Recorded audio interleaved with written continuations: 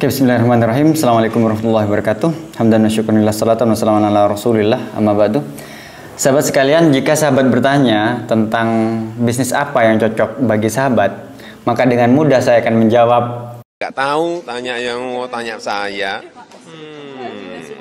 Karena apa? Karena kecocokan kaitannya dengan dua hal. Yang pertama adalah foundernya atau sahabat sendiri. Yang kedua adalah bisnisnya. Dalam bahasa bisnisnya, dalam istilah kerennya, dalam istilah bisnis, yaitu founder business fit, kecocokan antara pendiri dengan bisnis itu sendiri. Sebelum itu kami ingin sharing tentang bagaimana kita memahami bisnis, karakter, ciri-ciri, ciri-ciri, karakter, plus minus, tantangan sama tantangan, dan peluang, ancaman, kelebihan dan kekurangan masing-masing bisnis. Materi ini nih disebut business profile. Apa itu business profile? Mari kita bahas.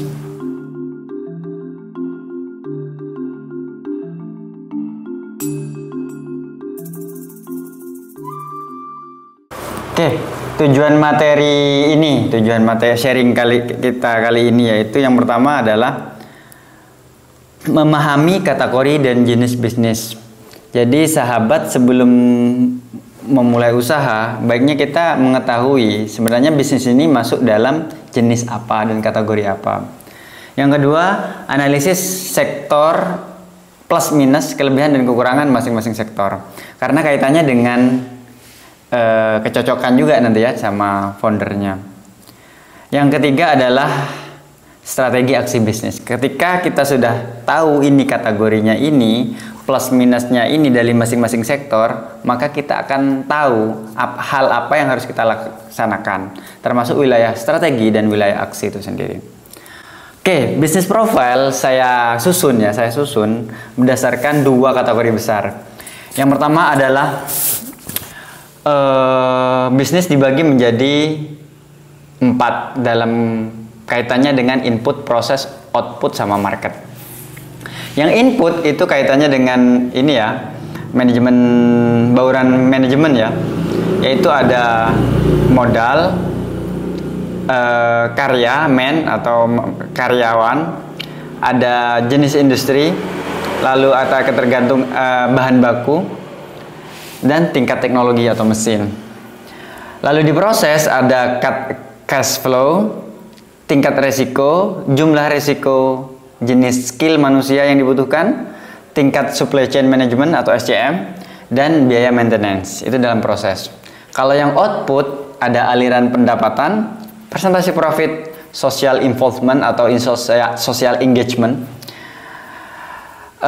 network impact, culture fit, dan kebaharuan atau upgrade, pengganti produk. Yang keempat, market, yaitu jenis pasar, ukuran pasar, tingkat distribusi, tingkat persaingan, dan kemudahan memperoleh konsumen.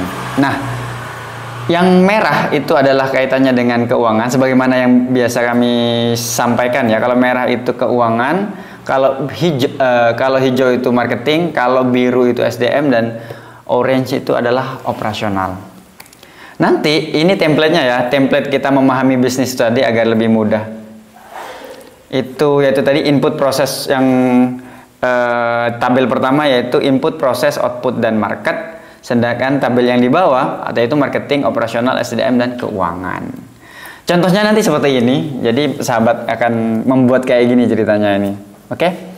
Dan mari kita bahas satu-satu. Yang pertama adalah, kita cepet aja ya, karena ini ada 22 yang harus jadi mudah-mudahan nggak lama-lama banget lah. Oke? Oke, yang pertama adalah tingkat modal, kebutuhan uang atau modal untuk memulai usaha atau menjalankan suatu bisnis. Yang pertama tingkat modal itu dibagi 3, ada rendah, menengah, dan tinggi. Contoh usaha yang membutuhkan modal yang rendah, misalnya jasa desain. Jasa desain yang dibutuhkan kan bukan modal yang besar, tapi mungkin keahliannya ya, manusianya, dan mungkin gear gitu. Gear juga atau peralatan laptop juga bisa kita desain pakai desain yang via internet atau logo maker tertentu. Bisa kan jadinya? Itulah kira-kira. Keripik. Jadi keripik ini usaha yang menurut saya juga gampang atau tidak membutuhkan modal besar ya.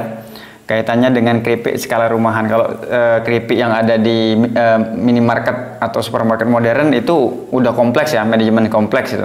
Tapi ini yang kami maksudnya jual keripik biasa gitu aja. Oke, yang menengah contohnya ada toko retail, percetakan sablon dan toko buah. Itu yang membutuhkan modal, namun tidak banyak gimana lah terkait modalnya itu tadi. Terus contoh yang tinggi misalnya penggilingan padi ya, karena yang saya alami penggilingan padi tergantung tingkat skalanya juga sih. Penggilingan padi misalnya dari awal butuh mesin yang banyak, modalnya pun untuk putaran juga banyak, simpan juga untuk nyimpan juga banyak. Oke, butuh transport, butuh pihak-pihak yang lain dan lain-lain. Jadi saya kira ini contoh yang banyak. Jasa ekspedisi, misalnya ada ekspedisi butuh transport, butuh gudang, butuh titik-titik di setiap daerah. Dan itu cukup banyak modalnya. Contoh lagi pertambangan ya. Pastilah ya, mungkin dari izin awal juga udah harus banyak modal, butuh sewa alat-alat berat, termasuk juga penggalian dan lain sebagainya. Oke? Ini catatannya, semakin tinggi tingkat modal, semakin sulit pula tingkat eksekusi. Ya, tapi ada benefitnya juga kan. Jadi barrier to entry untuk modal juga semakin tebal juga. Jadi susah orang masuk di sini. Semakin lama mencapai BEP, balik modalnya lama. Semakin tinggi modal, semakin kesulitan merealisasikan idealnya ROA, ROI dan ROE. Return on asset, return on investment dan return on equity. Jadi kalau misalnya contohnya ada usaha gorengan di pinggir jalan butuh dana 200.000, bisa nggak jadi 400.000 dalam sehari?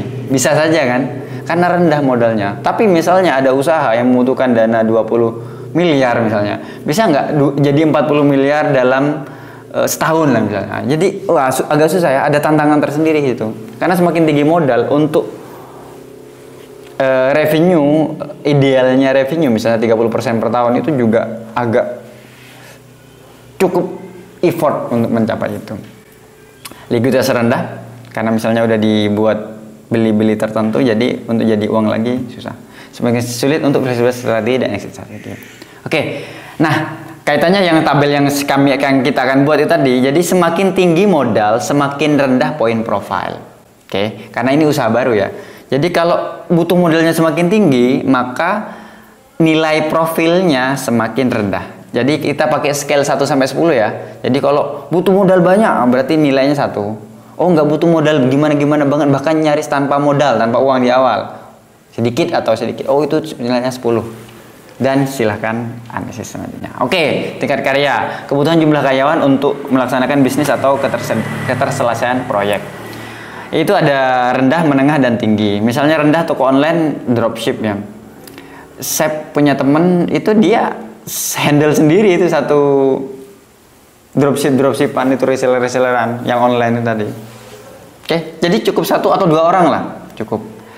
Yang menengah misalnya warung makan dan atau toko bangunan. Warung makan ada yang masak, ada yang karyawan, ada yang nganterin, mungkin ada yang bersih-bersih, misal ada tukang parkir, yaitu cukuplah menengah. Terus yang tinggi misalnya pabrik tekstil dan kerajinan kayu. Misalnya pabrik tekstil, kami pernah mengunjungi satu pabrik tekstil ya yang di Jawa Tengah.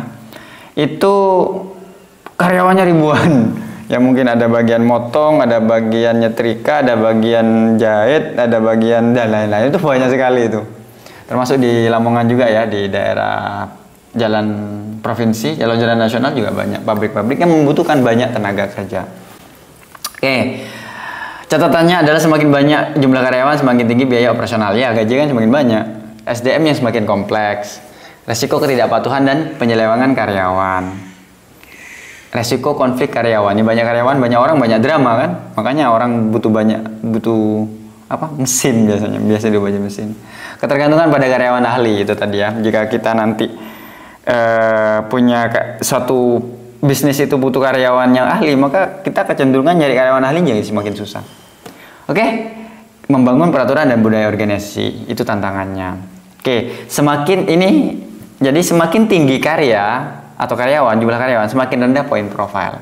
Jadi kalau lebih banyak, maka itu bisnis itu poin profile di karyanya rendah. Lanjut. Jenis industri, kategori usaha dengan karakteristik tertentu. Setiap kategori tertentu memiliki keunikan dan tantangan berbeda-beda. Oke, jadi ini ada 4 ya. Setidaknya ada 4, sebenarnya ada 5. Tapi susah kalau yang nomor 5 itu tadi. Yang pertama bahan baku. Contohnya pertanian, ya, dia menghasilkan bahan baku. Misalnya tambang, dia menghasilkan bahan baku besi misalnya, atau biji besi. Ada yang manufaktur, dia memproses sudah ya, dari bahan mentah jadi bahan jadi.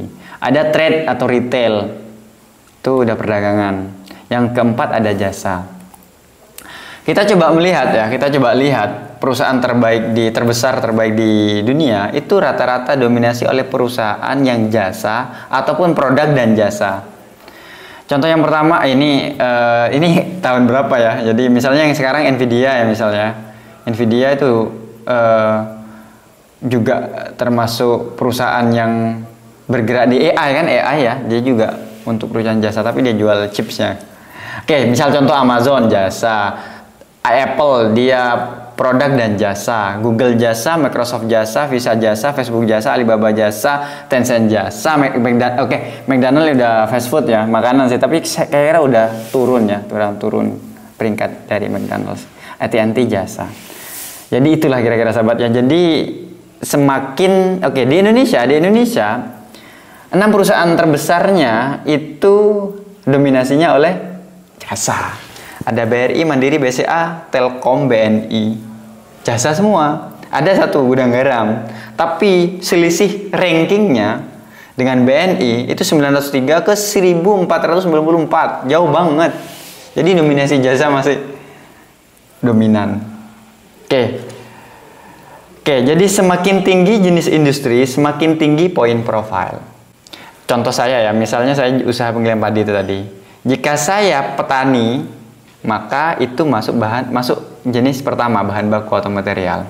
Lalu jika kita memproses manufaktur, misalnya punya penggilingan padi, maka itu udah manufaktur kan, dari gabah jadi beras.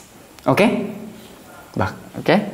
Lalu jika kita mau naik lagi, maka kita jadi trading atau retail. Kita jual retail itu sampai ke market-market atau minimarket swalayan dan lain-lain. Kita handle semua itu bagus. Ya, kayak misalnya Wilmar ya, itu kan dia handle sampai tangan akhir konsumen. Yang terakhir jasa ya, jasa kalau di beras mungkin misalnya jadi jual makanan ya, tapi ada konsultasinya misalnya atau apalah ya. Jadi harus kaitannya jasa agar nilai poinnya semakin tinggi. Oke, lanjut. Selanjutnya yang keempat, ketergantungan supplier. Tingkat ketergantungan dengan bahan baku kepada alam ataupun dari perusahaan lain, supplier. Oke, contoh yang rendah, ketergantungan yang rendah. Contohnya keripik pisang, usaha keripik pisang.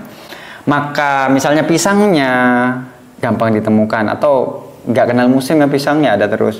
Minyak goreng ada terus. Garam, bumbunya ada terus. Gas atau bahan bakar ya. Jadi nyaris tingkat ketergantungannya rendah. Misalnya yang contohnya ketergantungannya menengah yaitu abon ikan tuna. Salah satu usaha yang pernah saya laksanakan, yang pernah saya kerjakan, abon ikan tuna kalau peak season, kalau lagi musim banyak sekali ya. Perahu itu bisa dapat 10 ton, bisa satu perahu. Namun kalau udah gak musim, wah itu susah nyarinya itu.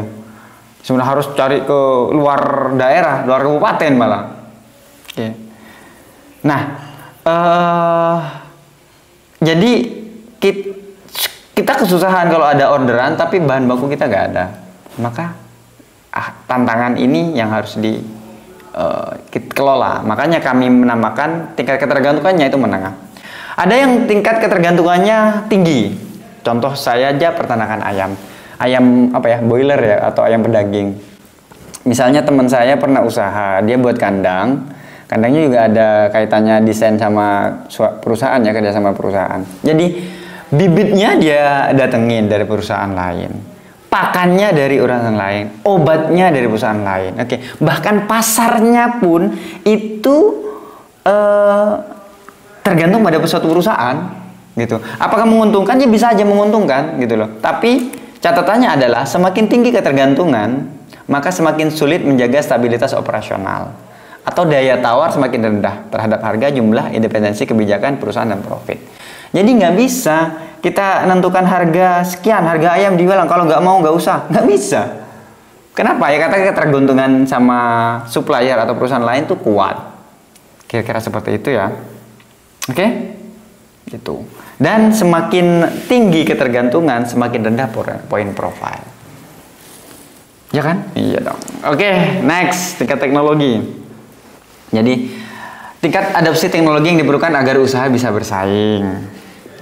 Contoh ini ya, kami ada penggilingan padi. Misalnya, itu tadi ada mesin uap, listrik, komputer, internet, dan robotik atau kecerdasan buatan AI. Contohnya yang rendah penggilingan padi, ya penggilingan padi yang ada yang pakai diesel. Oke, maka dia satu tahap paling bawah. Tapi ada penggilingan padi yang pakai listrik. Misalnya saya kan pakai listrik. Nah itu udah agak naik sedikit. Tapi ada sebuah penggilingan padi yang pakai komputer. Sortirnya pakai komputer, nimbangnya pakai komputer, ngangkatnya pakai komputer, bahkan tingkat kekeringan barangnya juga pakai komputer, semuanya pakai komputer. Cuman Anda belum nemu ya, dan pakai internet, mungkin udah dapat dikendalikan oleh internet, tapi Anda belum nemu masih penggilingan padi pakai robot, nah, masih pakai manusia. Itu tergantung ya nanti ya, kita udah nyampe mana teknologinya. Kalau menengah misalnya jasa printing sablon, misalnya ada komputer kan pasti kan udah. Oke, obat-obatan misalnya buat obat batu bara masih diesel ya. Oke, salah tulis kita yang batu bara masih rendah. Kecuali batu baranya udah pakai komputer gimana. Anda juga belum tahu gimana teknologi di batu bara. Yang misalnya yang tinggi smartphone, komputer. Jadi Foxconn ya, gimana bacanya Foxconn ya, atau mobil Tesla itu membuat mobil atau membuat chips udah gak pakai manusia, udah full semuanya robot otonomus, kan keren, efisien. Oke? Maka ketika udah nyampe AI atau robot udah tingkat tinggi. Jadi semakin tinggi tingkat teknologi, semakin tinggi poin profile. Lanjut, cash flow. Ada yang lambat, moderate, sama cepat. Kalau lambat properti, kita bangun rumah 100 juta. Apakah besok langsung lusa seminggu lagi pasti terjual? Belum tentu. Ya kan? Karena apa? Ya karena itu tadi. Karena itu kebutuhan yang nggak pokok, nggak setiap hari gitu. Jadi bisa aja itu. Mungkin lakunya 2 bulan, sebulan, atau bahkan setahun. Belum tentu laku. Bisa jadi. Jadi cash flow-nya jadi lambat. Yang moderate pakaian, kalau pakaian saya kira masih moderate lah, karena dia biasanya musiman atau ya musiman, musim sekolah, musim hari raya misalnya, itu kan cenderung laku lah ya, bisa laku. Misalnya yang cepat itu sembako, mamin, beras ya. Nah, saya di usaha ini ya setiap hari dari libur pasti ada yang beli. Jadi cash flow-nya harus kayaknya juga bagus. Tadi semakin rendah maka semakin rendah likuiditas keuangan dan membuat rentan kolaps. Kadang rugi itu bukan karena kita nggak dapat untung, tapi uangnya di orang lain gitu. Yaitu cara-caranya nanti ada pre-order lain-lain. Oke, jadi semakin cepat cash flow, semakin tinggi poin profile. Oke, gampang ya. Resiko. Tingkat potensi kerugian atau kehilangan modal selama proses bisnis. Ada misalnya rendah ya, yang resikonya rendah ya sembako, jasa desain. Jadi rendah banget, nggak tinggi gimana banget kan kalau dalam sembako. Yang kedua moderate pakaian, misalnya pakaian misalnya nggak laku, lalu nggak bisa dipakai sendiri misalnya, ataupun retur, misal ada ketentuan retur. Toko bangunan ya mungkin semennya madet gitu ya karena agak laku dan lain sebagainya. Kalau tinggi misalnya penggunaan minyak ya itu kan tingkat anunya kan tinggi. Lalu startup teknologi maka tingkat resikonya juga tinggi. Oke, Semakin tinggi resiko biasanya sebanding dengan profit biasanya. Namun perlu adanya mitigasi resiko. Jadi semakin tinggi resiko, semakin rendah poin profile. Oke? Yot. Jumlah resiko. Tadi itu tingkat resiko, kalau ini jumlah resiko. Jumlah atau banyaknya resiko yang muncul dalam bisnis tertentu. Kalau yang di bawah 2 atau di bawah 3 itu sedikit lah. Yang 3 sampai 5 itu banyak. Kalau di atas itu kalau di atas 5 banyak. Contoh, semakin banyak resiko, semakin membuat bisnis tidak stabil mencetak laba ya. Biasanya juga dibagi 2, yang ada resiko dari internal dan ada eksternal. Misalnya barang rusak, internal, kecelakaan, eksternal, fluktuasi harga, eksternal, ditipu, eksternal internal. Ini ada dua pihak ini. Lalu ada barang hilang, eksternal, gagal bayar, internal eksternal, dituntut konsumen eksternal. Oke, jadi semakin banyak jumlah risiko, semakin rendah poin profile. Ya, jadi harus dianalisis. Lalu kita tahu mana yang, oh ini yang aku susah handle-nya, resiko ini aku nggak siap dan lain-lain sebagainya. Oke, jenis skill. Skill yang dibutuhkan agar usaha berkelanjutan dan tetap profitable. Oke, misalnya ini ada kafe. Kafe itu mungkin teknikal ya, karena cara nyeduh kopi itu mungkin beda orang, atau makanya ada kursus barista. Berarti kan teknikal. Dan operasional, misalnya bersih-bersih atau apa, itu juga saya kira masuk pada operasional karena tidak memerlukan teknik khusus. Oke, yang kedua konten kreator. Konten kreator itu kaitannya dengan konseptual, cara membuat ide konten, sama mungkin teknikal. Teknikal biasanya edit-ngedit video, itu kan teknik kan, bukan operasional itu. Wedding organizer, mungkin organizer adalah konseptual dan manajerial. Sedikit tentang operasional, yaitu misalnya cuci piring dan lain-lain. Makeup artist mungkin konseptual dan teknikal. Karena ada kursus ya. Kalau ada kursus-kursus itu mesti teknikal udah jatuhnya. Emang dandan itu ada teknik sendiri ternyata. Ya, itulah kira. Penanaman batu bara yang mungkin manajerial sama teknikal. Konsultan keuangan bisnis konseptual dan manajerial. Oke. Sederhananya biasa kami sampaikan, teknikal dan operasional itu skill karyawan. Sedangkan manajerial itu manajer. Kalau konseptual itu adalah CEO. Jadi semakin tinggi skill yang dibutuhkan, semakin rendah poin profile. Karena semakin susah nyari kita dan semakin ketergantungan dengan tenaga ahli itu tadi. Lanjut. Nyamar. Wah, udah banyak nih. Supply chain management. Kemampuan perusahaan untuk menyampaikan produk dengan value terbaik. Jadi ada yang sederhana, biasa, dan kompleks. Sederhana daster. Dia sifat produknya sederhana. Oke, nggak gimana-gimana. Ya udah bisa di packing, bisa ringan, nggak mudah, nggak basi. Oke. Yang kedua adalah agak berat. Kalau yang biasa misalnya minuman kemasan. Dia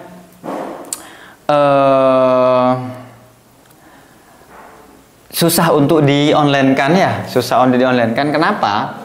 Karena biaya, karena berat tadi, karena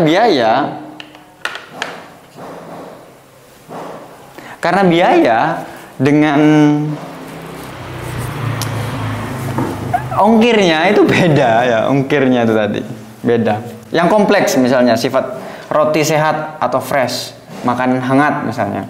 Oke, udah berat, udah cepet basi, ya, penuh penanganan khusus, harus nyampe ke tangan konsumen dengan baik, yang fresh. Itu kan perlu supply chain yang baik kan, manajemen supply chainnya itu tadi.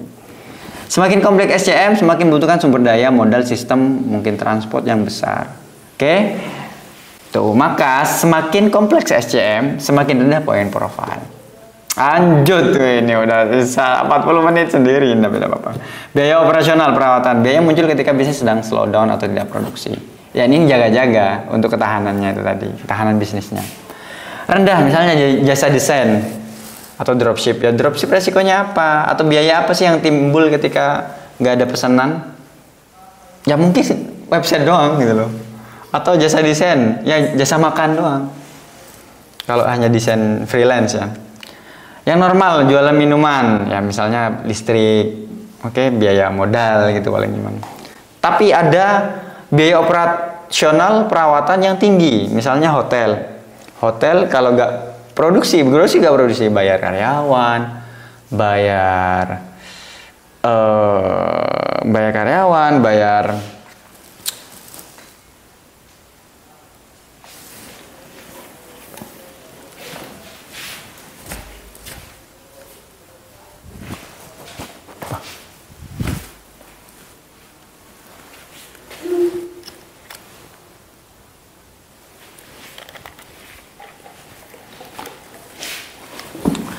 hotel termasuk tinggi ya. Oke, kita balik ya. Hotel termasuk tinggi, misalnya bayar karyawan, bayar pajak, bayar listrik, bayar air, bayar apa lagi ya? Kebersihan misalnya atau apalah. Jadi banyak ya hotel itu, termasuk banyak lah biaya-biayanya. Atau kebun binatang. Ya, karyawan, ya bayar pajak, ya kasih makan hewan-hewan. Kan nggak bisa badak, zebra, tolong jangan makan dulu ya, kita lagi seret nih anunya, penjualannya, gak ada orang yang kesini, makanya ngirit-ngirit dulu ya, nggak usah puasa ya, nggak bisa. Oke, karena itu tadi ya, ini yang jadi salah satu pertimbangan sebuah bisnis juga. Oke, semakin tinggi biaya personal, semakin berat daya tahan bisnis. Oke, jadi semakin tinggi biaya atau perawatan, semakin rendah poin profile. Lanjut, revenue, jumlah sumber pendapatan yang dihasilkan dari bisnis tertentu. Oke, 1-2 sedikit, biasa 3-5, banyak itu di atas 5. Ini kalau dalam bisnis model kanvas itu ada namanya revenue stream ya, atau aliran pendapatan. Kita kasih contoh, misalnya tadi potong rambut, mungkin dia jasa potong sama jual item, misalnya minyak rambut atau smear. Adalah nggak yang lain? Ya bisa jadi pijat misalnya, tapi pijat biasanya masuk include. Oke, yang biasa 3-5 kafe, misalnya penjualan makanan, penjualan minuman, parkir mungkin ya, ada kan sewa ruangan. Itu pun kalau ada ruangannya ya, tapi tergantung kafenya juga. Terus ada merchandise. Oke, lanjut. Ada yang banyak. Misalnya ada kanal YouTube, ada iklan, ada sponsorship, ada membership, ada merchandise, ada donasi, ada e-book atau digital konten lainnya, ada jasa konsultasi, workshop, dan lain sebagainya. Nanti terkait banyaknya macam-macam revenue stream, jadi saya juga ada sering lihat ada suatu website yang bagus atau di Twitter, namanya How They Make Money.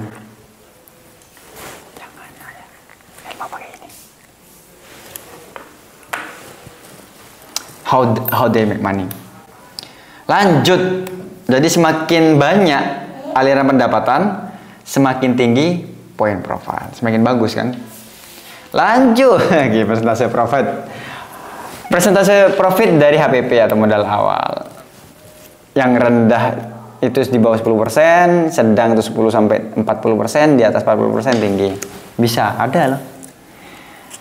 Ya itu tadi, sejalan ya, semakin rendah profit, semakin dituntut untuk bermain volume. Ya kan? Itu tadi, rendah, sedang tadi. Kebalikan dari cash flow.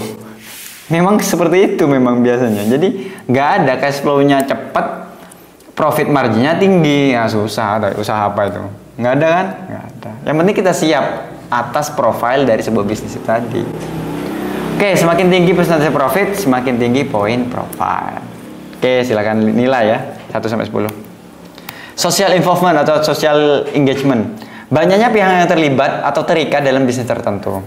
Contoh yang rendah, jasa desain. Mungkin hanya orang yang pebisnis saja. Itu pebisnis yang butuh logo juga, butuh desain. Contohnya lagi pet care, atau ya pet care ya, hewan. Nggak banyak sih, yang banyak yang ngelihara hewan kan. Hewan peliharaan. Yang sedang kafe, misalnya pendidikan, asuransi, kendaraan, jasa servis motor. Oke, jadi agak aneh jadinya kalau asuransi kendaraan itu diwajibkan kayak pemerintah kemarin. Ya mesti orang bunyi lah. Nggak semuanya dan lain-lain. Kira-kira seperti itu ya. Yang tinggi keuangan perbankan. Ini baik formal atau informal ya. Kalau orang bankable ya ke bank. Kalau nggak bankable ya ke pinjaman online atau pay letter. Ya, sahabat ada yang pay letter? Ya, bayar ya pay letternya. Bahan bakar, minyak goreng, beras. Nah, semuanya adalah satu social involvement atau engagement yang tinggi.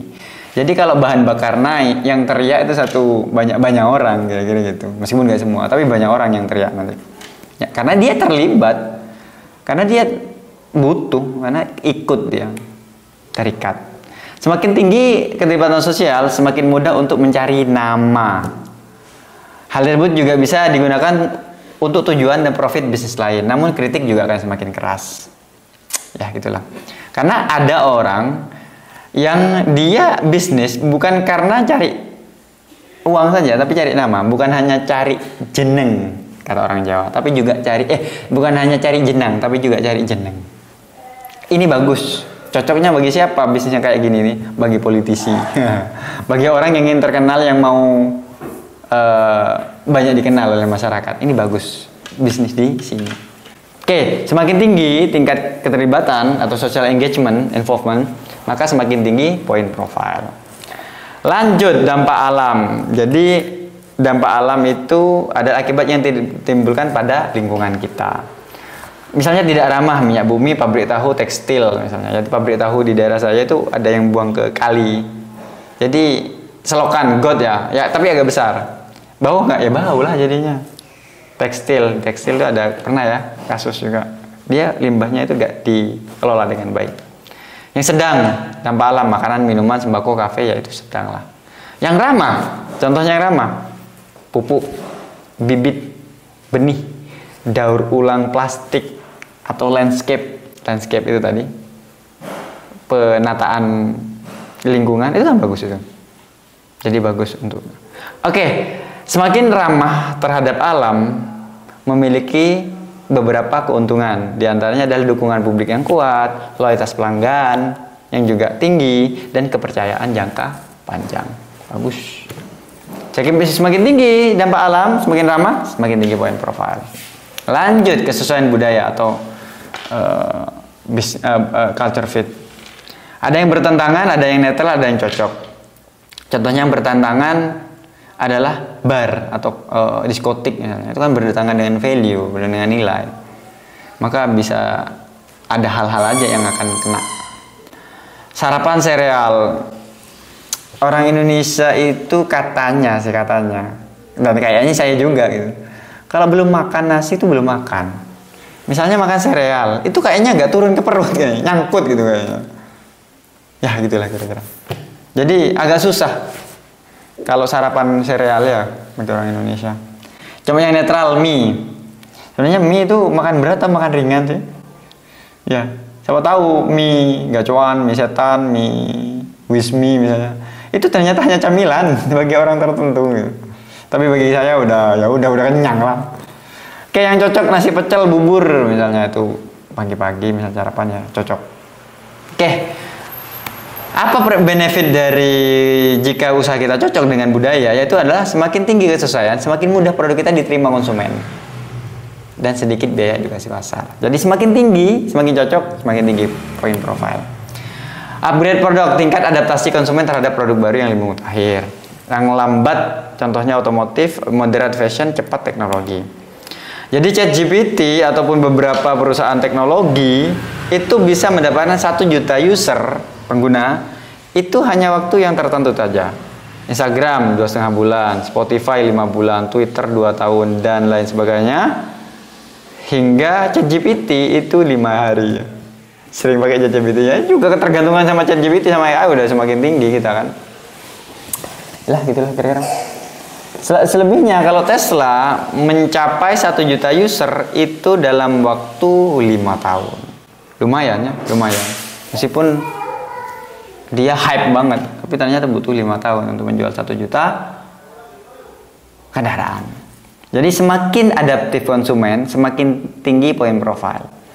Karena kita ketika membuat produk, oh konsumen adaptif, oke bagus ya.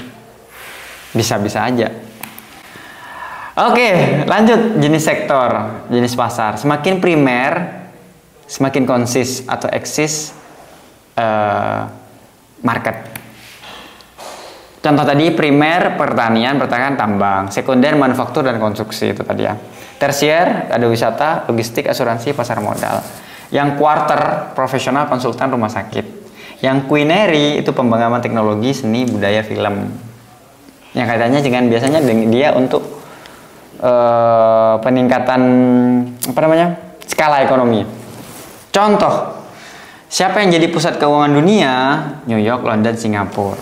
Maka Singapura, London, New York termasuk negara maju, Hong Kong, San Francisco, bahkan Seoul itu semuanya negara maju ya atau kota maju. Kenapa? Karena dia udah berada di quarter, bisnisnya udah, jenis sektornya udah di quarter. Ya. Oke, kalau Starling itu mungkin di quinary banget kayaknya. Dia pengembangan teknologi dan bagus banget lah Starling. Kalau mungkin di tempat kita Indonesia mungkin dominan sama pertanian, perikanan, dan manufaktur. Gitu doang ya. Mungkin primer dan sekunder. Yang tersier ada, tapi mungkin belum terlalu dominan ya. Jasa konsultan keuangan misalnya. Jasa pengamanan pribadi ya. Jasa pengamanan bodyguard. Itu masih terbatas lah di Indonesia. Nggak biasa. Jadi semakin tinggi sektor pasar, semakin rendah poin profile. Oke, mungkin sahabat bertanya, apa bedanya sama yang pertama? Oke, kalau yang pertama itu input pada sebuah perusahaan, kalau ini adalah kaitannya sama marketing, adalah eksistensi konsumen. Oke, jadi kalau yang pertama semakin tinggi, semakin tinggi poin profile. Kalau sini semakin tinggi, semakin rendah poin profile. Oke, lanjut market size, jumlah perputaran uang dalam satu industri tertentu, besar, sedang, niche. Ini cosmetic market 2020 to 2030 perkiraan ya. Semakin spesifik pasar, semakin rendah poin profile. Jadi semakin dia mass market atau masyarakat ya semakin besar, ya semakin bagus bermain di situ. Apalagi kita unggul, wah dapat banget. Oke, disrupsi, ketahanan bisnis jika ada peraturan atau produk atau perubahan preferensi konsumen. Ada rendah, sedang, tinggi. Contohnya yang tinggi high tech, telekomunikasi, financial services, media entertainment itu kan tinggi banget ya. Itu TV udah hilang ya, sudah sedikit jadi Netflix atau jadi Disney Plus, HBO dan lain sebagainya, HBO.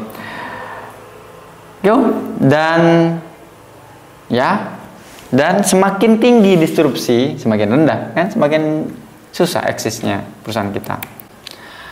Dua terakhir yang selanjutnya adalah kompetisi. Jumlah atau keadaan persaingan di sebuah bisnis tertentu ada tinggi, sedang, rendah. Semakin tinggi kompetisi, semakin susah bagi karyawan untuk kestabilan pendapatan, margin profit, bahkan untuk mempertahankan pelanggan atau mempertahankan kehidupan dari perusahaan tersebut. Ya, kayak misalnya yang tinggi ya kafe, ya. Itu kan tinggi juga persaingannya, di mana-mana ada ya. Kalau di Lamongan terutama makanan lumayan lah. Oke, semakin tinggi tingkat persaingan, semakin rendah poin profile. Gampang. Lanjut terakhir, loyalitas pasar. Kemudahan calon konsumen menjadi konsumen atau kemudahan kita memperoleh konsumen baru. Ada mudah, sedang, sulit. Contoh yang sulit, rokok.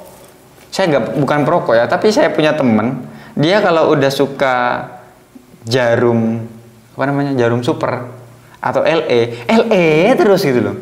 Emang kenapa kalau berubah gitu? Mungkin rasanya beda gitu. Padahal sama-sama asap. Tapi saya nama jauh merokok belum tahu. Dan ini tapi di beberapa teman-teman sih ada yang berubah juga sih. Tapi rata-rata karena alasan uang ya. Misalnya nggak ada uang beli gudang garam, ya sudah rokok murah, bahkan lenting DW. Jadi rokok susah untuk menjabarkan calon konsumen. Makanya biasanya strategi rokok biasanya bagi-bagi sampel gratis. Oke, nggak, jangan bahas rokok. Lanjut. Yang sedang, beras contohnya. Yang mudah, misalnya kacang presto. buyun, kacang godok, kacang rebus.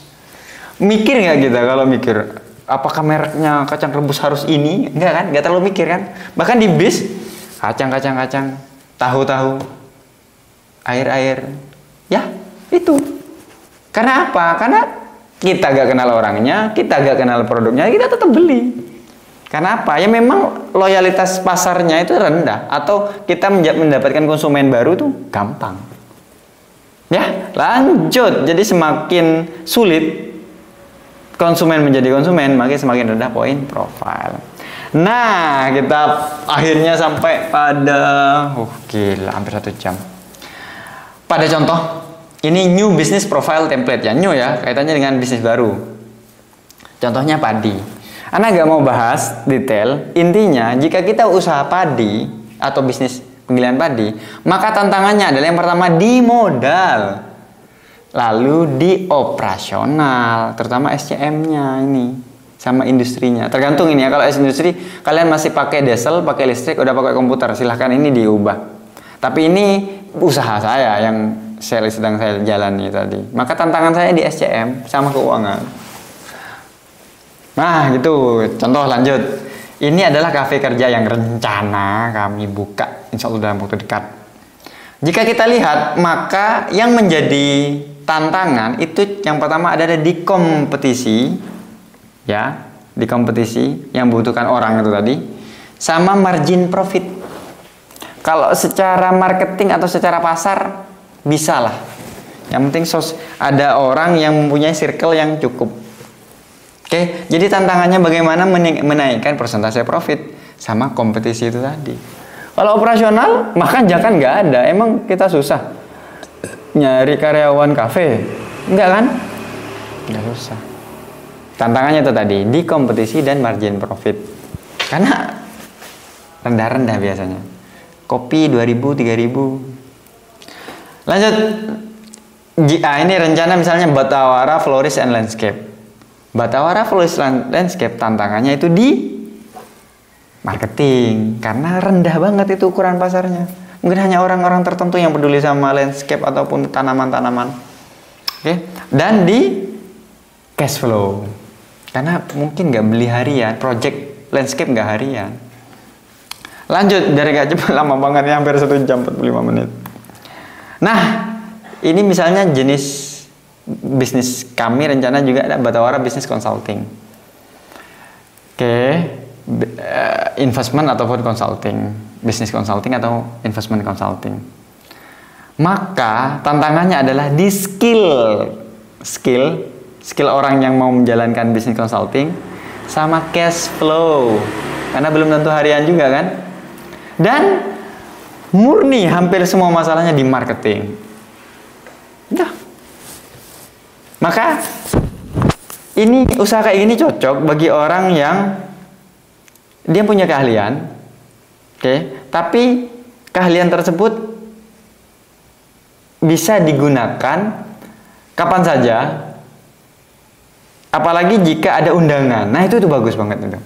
Ada project undangan ataupun ada bisnis konsultasi tertentu. Maka dosen baiknya kayak gini, bagus. Cocok, ini cocoknya. Dan itu contoh-contohnya dan itu adalah sharing kita kali ini. Capek. Jadi sahabat, ini adalah materi yang saya kira simple, tapi perlu kita diskusikan sebelum memulai atau ketika sudah bisnis agar kita tahu mana yang harus jadi titik fokus kita.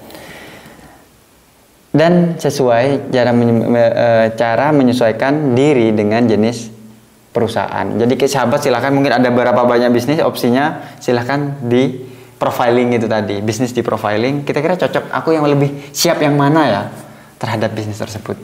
Oke, itu saja sahabat untuk sharing kali ini.